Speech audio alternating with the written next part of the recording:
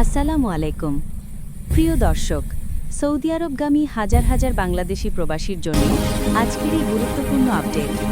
বর্তমানে একটি বড় সমস্যার সামনে আসছে।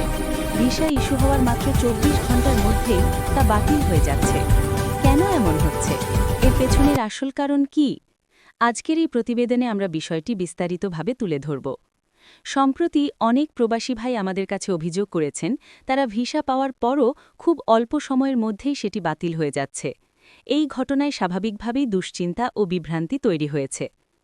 বর্তমানে সৌদি সরকার ভিসা ব্যবস্থাপনায় ব্যাপক পরিবর্তন এনেছে এবং কঠোর নজরদারি শুরু করেছে। আগে অনেক ক্ষেত্রে দেখা যেত কিছু সৌদি নাগরিক বা কোম্পানি তাদের লাইসেন্স ব্যবহার করে একসাথে শত শত ভিসা ইস্যু করত এবং পরে সেগুলো বিক্রি করে দিত বিদেশি কর্মীদের কাছে। কিন্তু এখন এই অনিয়ম সম্পূর্ণভাবে বন্ধ করতে চায় সৌদি সরকার, কারণ অনেক কর্মী ভিসা নিয়ে যাওয়ার পর তারা সঠিক কাজ, ইকামা, থাকার জায়গা বা মৌলিক সুবিধা পেতেন না। ফলে বিশৃঙ্খলা তৈরি হচ্ছিল শ্রমবাজারে। বর্তমানে কোনো কোম্পানি যদি নতুন ভিসা নিতে চায়, তাহলে তাদেরকে কিছু গুরুত্বপূর্ণ শর্ত পূরণ করতে হবে।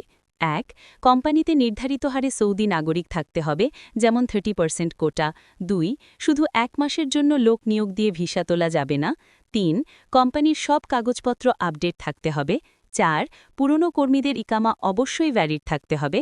৫. কোম্পানির প্রকৃত কর্মী প্রয়োজন আছে কিনা সেটিও যাচাই করা হবে। আগে অনেক কোম্পানি স্বল্প সময়ের জন্য শত শত সৌদি নাগরিক দেখিয়ে ভিসা তুলে ফেলত, কিন্তু এখন এই ধরনের কৌশল পুরোপুরি বন্ধ করে দেওয়া হয়েছে। কেন ২৪ ঘন্টার মধ্যে ভিসা বাতিল হচ্ছে? যদি কোনো কোম্পানি এই নতুন নিয়মগুলো মেনে না চলে, তাহলে ভিসা ইস্যু হওয়ার পরেও সেটি অটোমেটিকভাবে বাতিল হয়ে যাচ্ছে। কোম্পানির লাইসেন্স বা ডকুমেন্ট আপডেট না থাকলে ভিসা স্থায়ী হয় না। ইকামা এক্সপায়ার্ড থাকলেও নতুন ভিসা বন্ধ হয়ে যাচ্ছে। অর্থাৎ এখন আর শুধু ভিসা তোলাই যথেষ্ট নয়, সব শর্ত পূরণ না করলে সেই ভিসা টেকবে না। কারা ভিসা পাচ্ছে? যেসব কোম্পানি ১. সঠিকভাবে নিয়ম মেনে চলছে। ২. তাদের ডকুমেন্ট আপডেট। ৩. কর্মীদের ইকামা ভ্যালিড। ৪. প্রকৃত কর্মী প্রয়োজন রয়েছে, তারা এখনও 100% ভিসা পাচ্ছে এবং সেই ভিসাগুলো বাতিল হচ্ছে না।